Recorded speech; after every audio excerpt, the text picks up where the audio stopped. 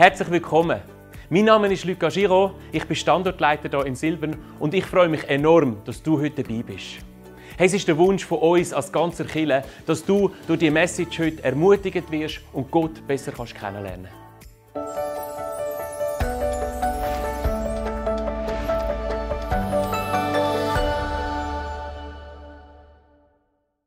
Hey, so cool. Mich fasziniert es immer, wie Menschen Veränderung, Begeisterung, Hoffnung, Frieden erleben, wenn sie Begegnung haben mit Jesus. Jesus möchte dein Leben verändern. Und zwar nicht, dass du irgendetwas machen musst, dass er etwas tun kann, sondern er möchte dir begegnen. Er möchte etwas bewegen in deinem Leben. Wenn du hier im Saal bist, hier im Stream zuhörst oder zuschaust, hey, bist parat für das, was Jesus möchte tun. Das, was Jesus möchte tun, einfach in der Begegnung mit ihm. Es startet heute eine Serie für die nächsten 5 Sonntage, wo wir, die heisst Jesus trifft, wo wir so Situationen in der Bibel anschauen, wo Jesus Menschen begegnet ist und wie das ihre Leben verändert hat. Heute starten wir mit dem Thema Jesus trifft auf Leidenschaft. Und heute müsst ihr euch anschnallen, weil heute haben wir so richtige, geballte Latino-Power unter uns. Unser Latino-Pastor, der Fernando Abadji, ist da und er wird predigen heute Morgen. Und ich meine, jetzt müsst ihr euch anschnallen. Ihr müsst euch wirklich anschnallen. So cool. Que legal estar com vocês aqui essa manhã. Es ist mega cool, mit euch heute Morgen da sein. Quantos estão felizes de estar na casa do Senhor? Wie viele sind glücklich, im Haus vom Herrn zu sein? 3. Quantos estão Nur 3. felizes de estar aqui essa manhã? Wie viele sind glücklich, heute Morgen da sein? Aleluia, que bom, que bênção. É maravilhoso estar aqui. Es ist ein Segen, da können sein. Mas para muita gente é difícil acordar essa hora da manhã, não é verdade? Für einige ist es sogar schwierig, diese Zeit aufzustehen. Jovem homem recebe a ligação bem cedinho. So ein junger Mann bekommt das Telefon ganz früh am Morgen. Era a mãe dele acordando ele. Filho, vamos lá começar o culto. Seine Mutter läutet da, hey, mein Sohn, du musst in den Gottesdienst. Oh mãe, por favor, deixa eu dormir mais 10 minutinhos, por favor. Hey Mami, bitte, lass mich noch 10 Minuten schlafen, bitte. Ok, eu vou te ligar de novo, filho. Ich läute nochmal an, mein Sohn. Depois de 10 minutos a mãe liga de novo. Filho, por favor, levanta. Und nach 10 Minuten läutet die Mutter an, mein Sohn, bitte steh auf. Ele fala, mãe, por favor, me dá motivo, apenas motivo para eu acordar tão cedo. Mami, gib mir nur einen Grund, damit ich so früh aufstehe. Ah, você é o pastor e você tem que pregar essa manhã. Ja, du bist der Pastor, du musst heute Morgen predigen. Mas não é fácil para ninguém. Es ist nicht einfach. Para mim é uma alegria poder pregar a primeira mensagem dessa nova série. Aber für mich ist es eine riesige Freude, die erste Botschaft weitergeben von dieser Serie. Série temática. Es ist die Serie mit dem Thema. E nessa oportunidade vou pregar acerca da paixão. Und ich werde über Leidenschaft reden. Jesus encontra paixão. Jesus begegnet der Leidenschaft. Vamos ler então o livro de Lucas, o Evangelho de Lucas, capítulo 5, do versículo 1 ao 11. A gente vai ler nessa oportunidade em alemão por Kevin. Wir lesen Lukas Kapitel 5, 1 bis 11. Es begab sich aber, als die Menge sich zu ihm drängte, um das Wort zu hören, dass am See Genezareth stand und sah 2 Schiffe am Ufer liegen. Die Fischer aber waren aus ihnen ausgestiegen und wuschen die Netze. Da stieg in eines der Schiffe, das Simon gehörte, und bat ihm, ein wenig vom Land wegzufahren, und setzte sich und leerte die Volksmenge vom Schiff aus. Als aber zu reden aufgehört hatte, sprach zu Simon, fahre hinaus auf die Tiefe und lasst eure Netze zu einem Fang hinunter. Und Simon antwortete und sprach zu ihm, Meister, wir haben die ganze Nacht hindurch gearbeitet und nichts gefangen, aber auf dein Wort will ich das Netz auswerfen. Und als sie das getan hatten, fingen sie eine große Menge Fische, und ihr Netz begann zu reißen. Da winkten sie den Gefährten, die im anderen Schiff waren, dass sie kommen und ihnen helfen sollten. Und sie kamen und füllten beide Schiffe, so dass sie zu sinken begannen. Als aber Simon Petrus das sah, fiel er zu den Knien Jesus nieder und sprach, Herr, geh von mir hinweg, denn ich bin ein sündiger Mensch. Denn ein Schrecken überkam ihn und alle, die bei ihm waren, wegen des Fischzuges, den sie gemacht hatten. Gleicherweise auch Jakobus und Johannes, die Söhne des Zebedäus, die Simons Teilhaber waren. Und Jesus sprach zu Simon, fürchte dich nicht, von nun an sollst du Menschen fangen. Und sie brachten die Schiffe ans Land, verließen alles und folgten ihm nach. Obrigado, Senhor, por tua palavra. Danke, Herr, für dein Wort. Obrigado pela tua revelação. Danke für deine Offenbarung. Obrigado, Senhor, porque o Senhor vai falar a pessoas aqui nessa manhã. Danke, weil du wirst zu Leuten reden heute Morgen. Obrigado por tua misericórdia e o teu grande amor. Danke für deine Barmherzigkeit und deine grosse Liebe. Em nome de Jesus. Im Namen Jesus. Amém. Amen. Amém. Vamos falar sobre paixão nessa Wir manhã. reden über Leidenschaft heute Vormittag. Eu tô hoje fui surpreendido hoje pela visita do meu primeiro líder de célula. Ich bin überrascht über den Besuch von meinem ersten Small Group Leiter, Esse Felipe Vicente, sua família que está aqui nessa manhã, muito der obrigado. Philipp, der da ist mit seiner Familie. Ele é talvez o principal responsável de eu estar aqui nessa igreja por mais de 20 anos. Ist vielleicht der Hauptverantwortliche, dass ich seit über 20 Jahren da in dieser Gemeinde bin. Ele viu coisa que eu não via. Hat Sachen gesehen, die ich nicht gesehen habe. E graças a ele estou aqui. Und Gott sei Dank bin ich wegen ihm auch da. Que Deus te abençoe. Dass Gott dich segnet.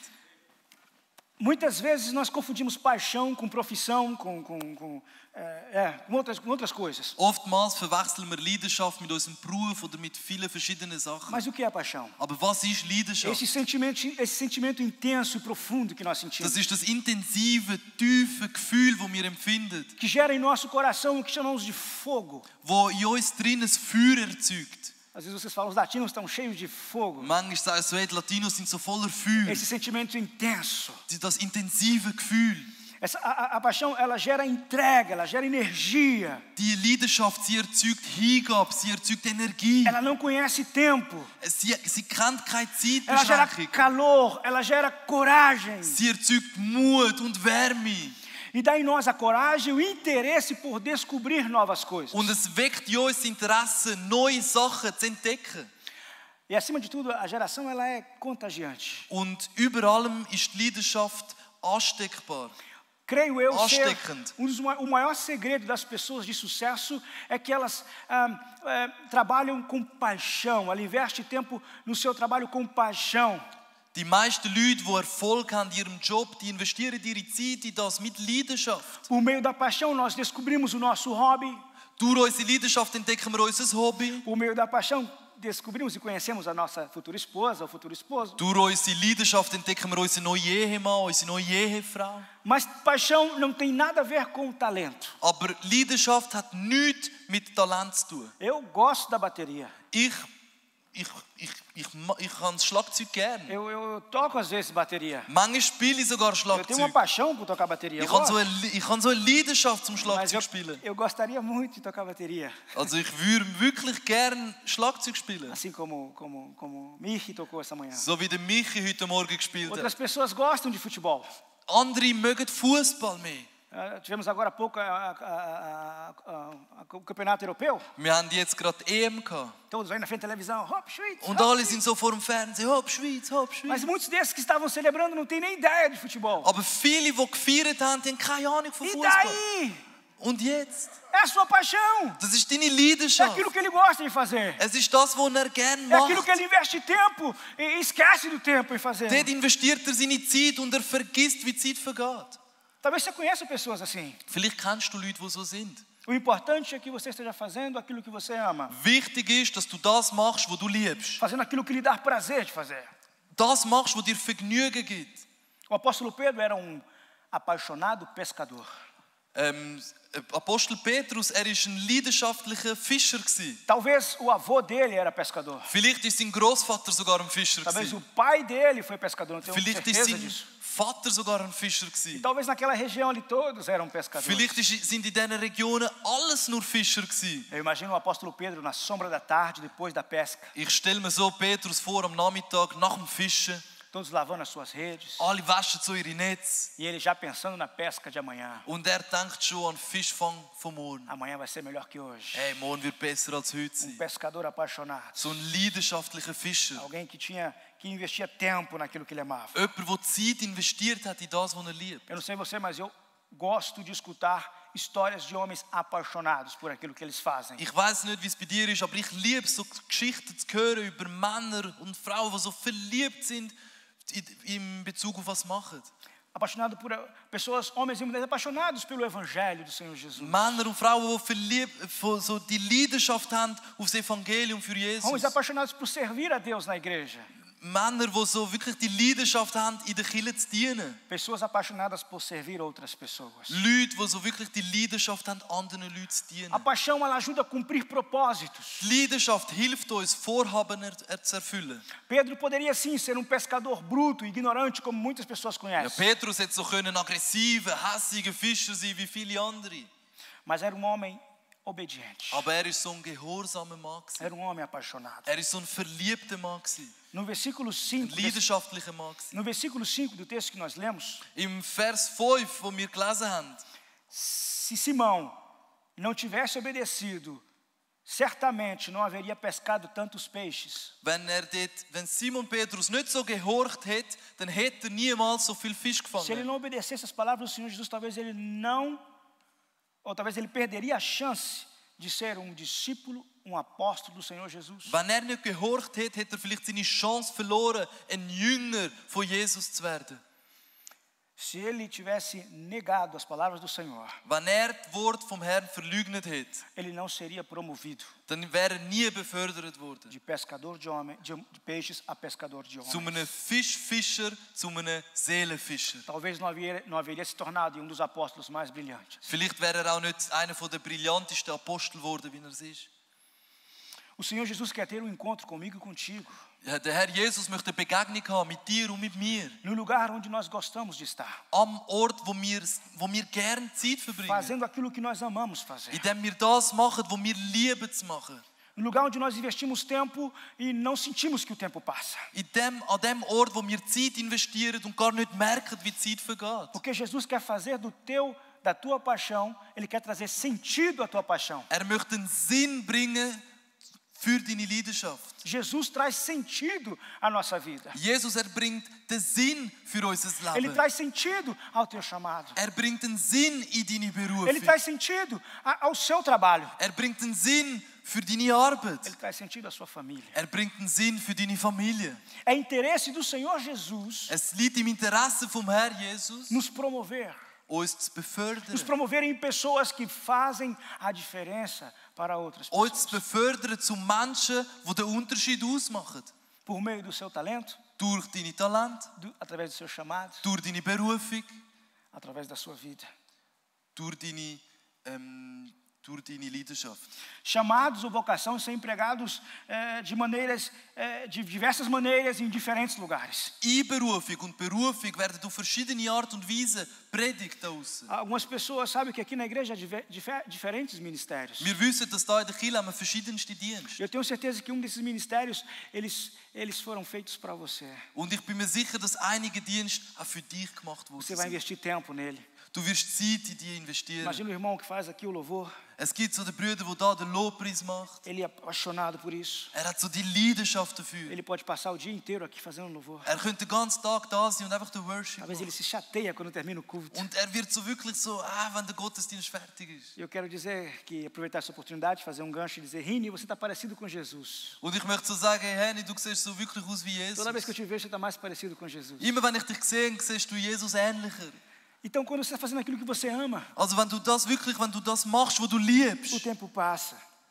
O tempo passa e dann você não se dá vergeht conta. die Zeit und du merkst es gar Com nicht. paixão, Mit com Leidenschaft, amor. mit Liebe. E não somente na igreja. Und nicht nur in der Kirche. Eu costumo dizer que um padeiro, que advogado, que médico, Ich sage immer so gerne, dass ein Bäcker, ein Arzt oder ein Anwalt construtor, oder ein Bauherr, não importa qual seja a sua profissão, spielt keine Rolle, was sein Job ist. todas essas profissões elas são feitas, estão a serviço do Senhor Jesus. Alle diese Berufe sind verbunden im Dienen, am Herrn dienen. Jesus traz o verdadeiro sentido à tua vocação. Jesus, er bringt den wahren Sinn in deine Berufung. Vocês, os profissionais, quando têm um encontro com Jesus, eles entendem o verdadeiro sentido da sua vocação. Die Berufsleute, wenn sie eine Begegnung haben mit dem Herrn, verstehen sie ihre Einberufung noch besser. Respaldado em João 1:3, que diz: todas as coisas foram feitas por intermédio dele, e sem ele nada do que se foi feito se fez. Und wenn wir das stützen auf Johannes 1,3, alles ist durchs Wort geworden und ohne das Wort wäre nie das geworden, was ist. Tudo Alles. foi feito por meio dele e para ele. Alles ist für ihn und durch ihn. Quando o Senhor Jesus nos encontra, Wenn der Herr Jesus, wenn uns begegnet, ele transforma a nossa vocação, o nosso chamado, a nossa paixão em uma missão. dann verwandelt unsere Einberufung, unsere Berufung und unsere Leidenschaft in eine Mission.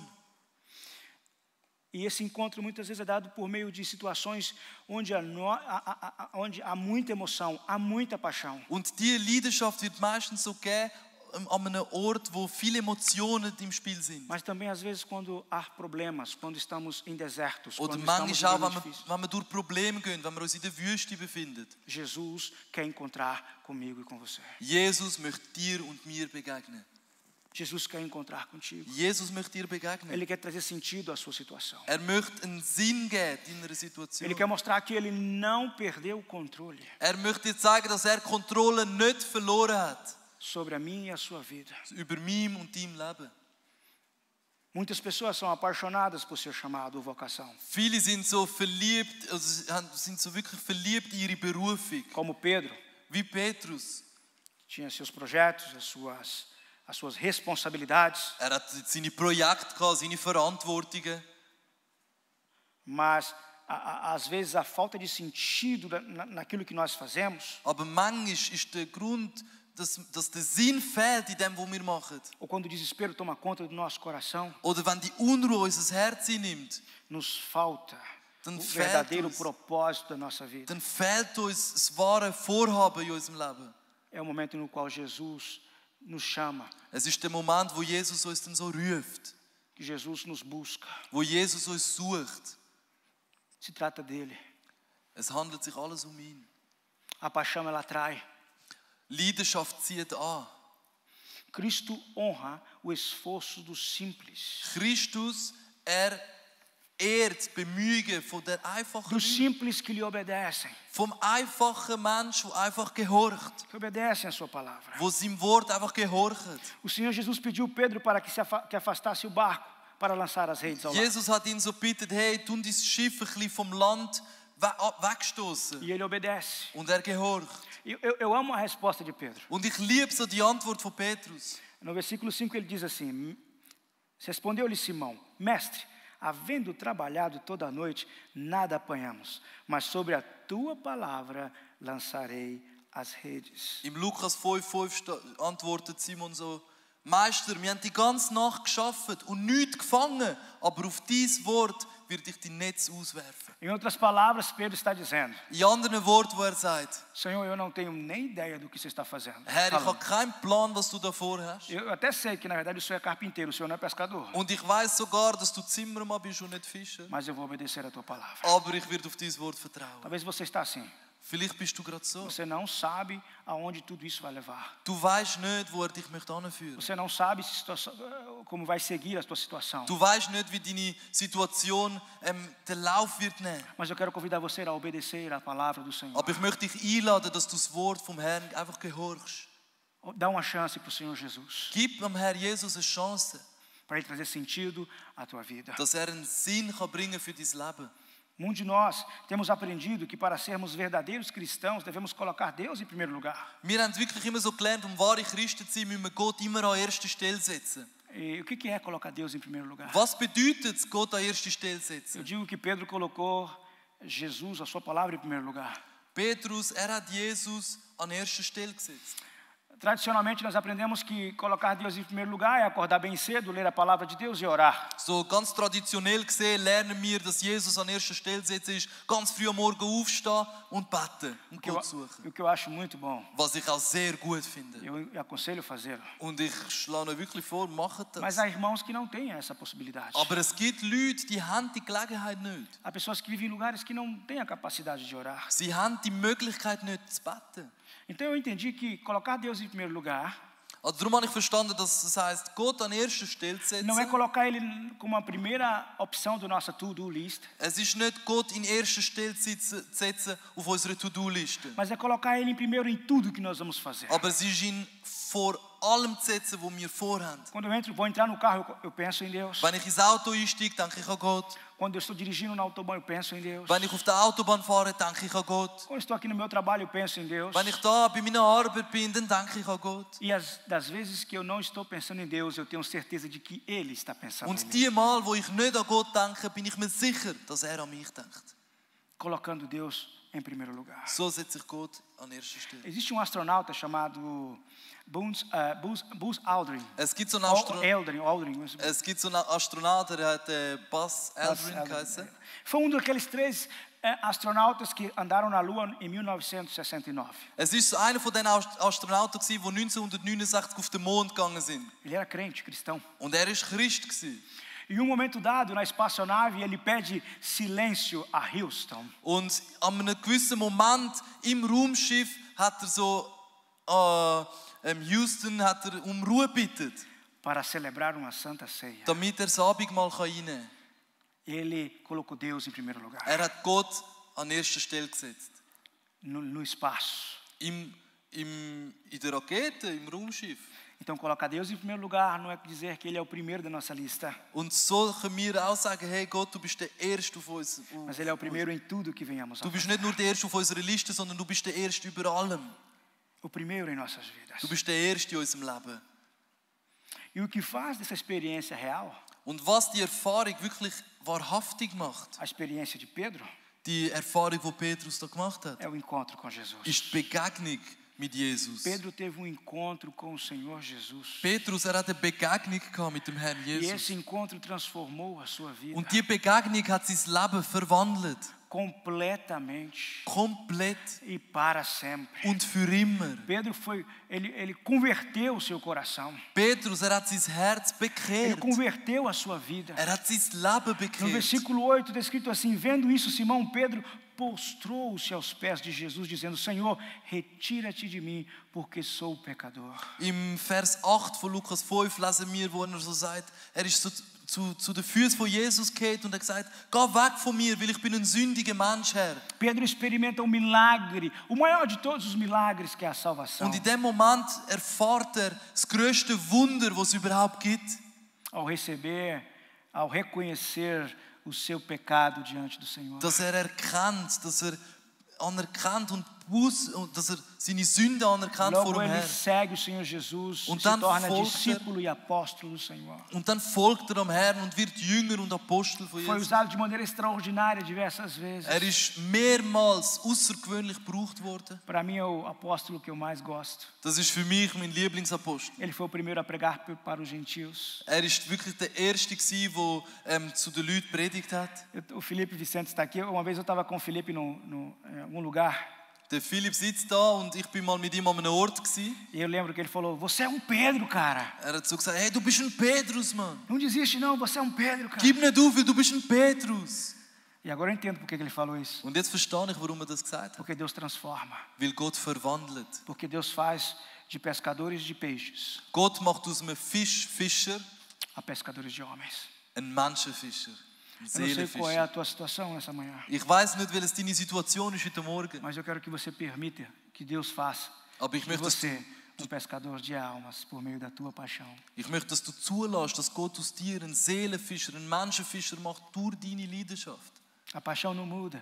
Die Leidenschaft, sie verändert sich nicht. Há muitos anos atrás eu era apaixonado karateca. Vor einigen Jahren bin ich wirklich so ein leidenschaftlicher Karate-Kämpfer gewesen. Eu pensava constantemente como quebrar ossos. Ich habe die ganze Zeit darüber nachgedacht, wie ich die Knochen brechen kann. Foram quase 20 anos. Fast 20 Jahre. Era a minha religião. Es war meine Religion gewesen. Então eu cheguei aqui em Zurich. Und dann bin ich irgendwann in Zürich angekommen. Peguei o meu kimono e fui a clube de karatê. Ich habe mein Kimono genommen und bin so in eine Karate-Schule gegangen. Subo no bus.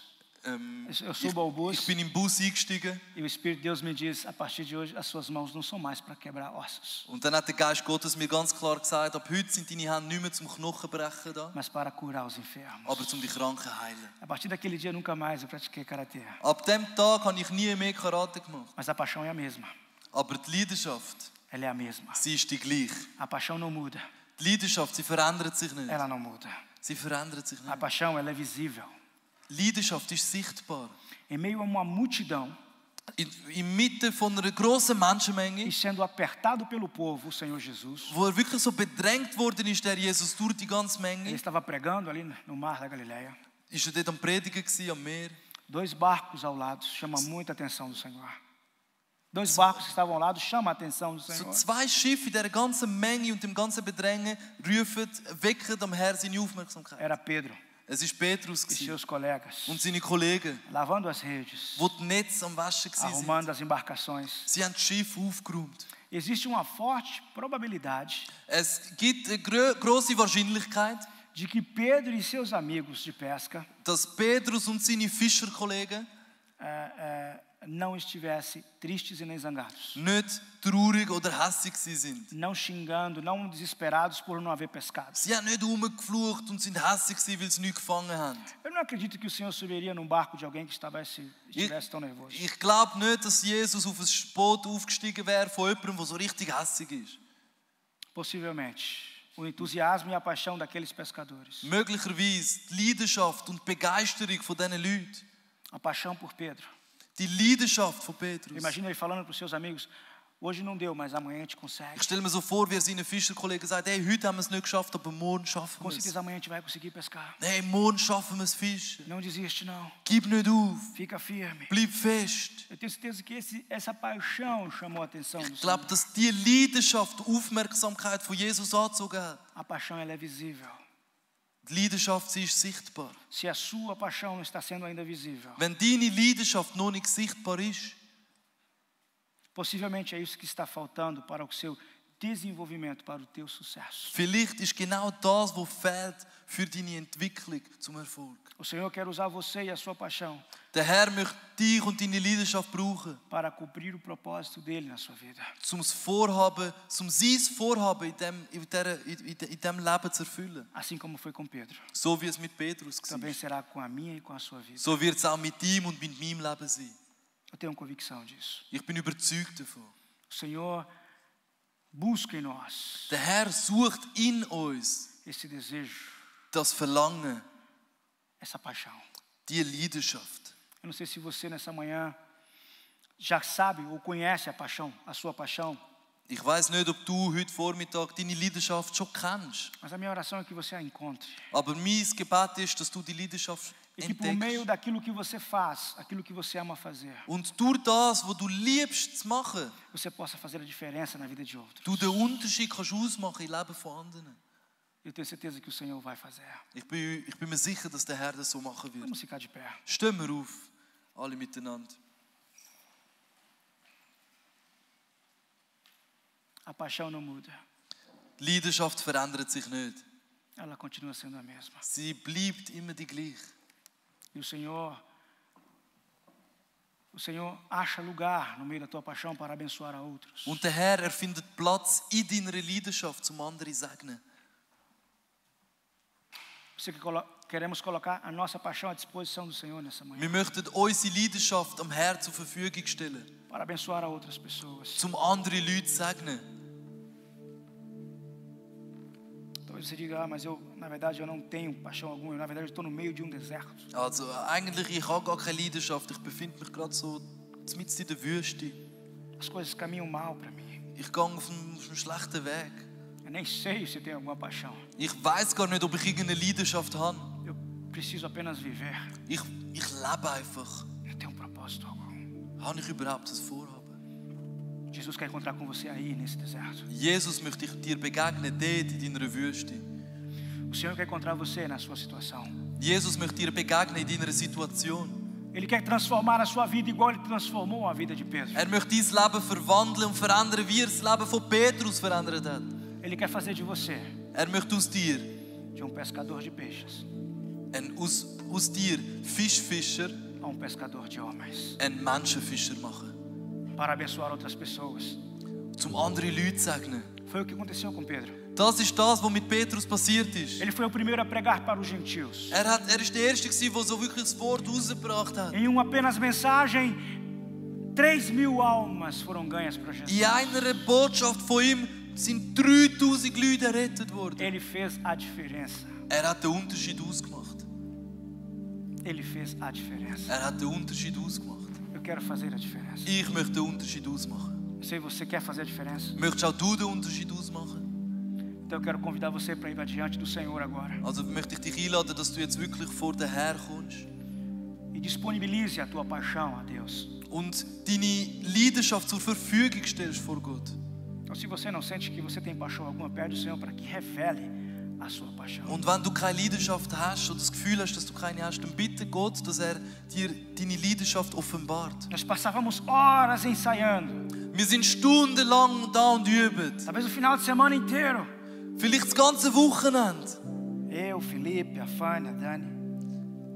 Eu, Felipe, a Fanny, a Dani. Ich, der Philippi, Fanny, Dani. Fanny und Dani. Passávamos horas Wir haben stundenlang verbracht, orando, buscando o Senhor. indem wir gebetet haben und den Herrn Não nos gesucht haben. importava o tempo. Uns war die Zeit die völlig egal gewesen. Mudamos de lugares, Wir haben Ort gewechselt. crescemos, Wir sind gewachsen. tivemos nossas profissões diferentes, Wir haben verschiedene Berufe gehabt. mas a paixão segue a mesma. Aber die Leidenschaft ist immer die gleiche geblieben. A paixão é a mesma. Die Leidenschaft ist immer noch die gleiche. Senhor Jesus, Herr Jesus, mediante o teu amor e a tua misericórdia, Herr, durch deine Liebe und deine Barmherzigkeit queremos te pedir nesta manhã, Senhor, möchten wir dich heute Vormittag bitten, Herr, que o Senhor possa ter encontro com cada irmão e cada irmã aqui. dass du eine Begegnung kannst haben, Herr, mit jedem Bruder und mit jeder Schwester. Desperta a paixão do teu povo, Senhor, Erweck, Herr, die Leidenschaft von deinem Volk. em nome de Jesus. Im Namen Jesus. Transforma-nos. Verwandle uns, Herr. Faz de nós, Senhor, pescadores de homens. Mach aus uns, Herr, Menschenfischer, Herr. Que possamos fazer a diferença na vida de outros, Dass wir den Unterschied ausmachen können in den Leben von anderen. em nosso trabalho, An unserer em Arbeitsstelle, nossa escola, in unserer Schule, em nossa família, in unserer onde Familie, quer que passamos, wo auch immer wir durchgehen. que possamos ser a diferença, Senhor. Dass wir der Unterschied sein können, Herr. Que possamos ser pescadores de homens. Dass wir wirklich Menschenfischer sein können. Em nome de Jesus. Im Namen Jesus. Amém. Amen. Hey, danke, dass du heute dabei gewesen bist. Wir hoffen, dass du durch die Message Gott näher kommen. Falls du Fragen oder Anmerkungen hast, würden wir uns mega freuen, wenn du via unsere Homepage mit uns Kontakt aufnimmst. Falls die Messages für dich ein Segen sind, würden wir uns über deine Unterstützung freuen. Auch mit deiner Spende kannst du es möglich machen, dass wir das tun, was wir tun. Und mit dem könnt Gottes Liebe und Gottes Hoffnung in unsere Gesellschaft heraustragen. Du kannst das ganz einfach machen mit einem SMS an die Nummer 488 mit dem Keyword Silbern und einem Betrag. Natürlich gibt es auch noch andere Möglichkeiten, die findest du bei uns auf der Homepage unter www.silbern.church/spenden. Hey, wir wünschen dir Gottes Power und Segen.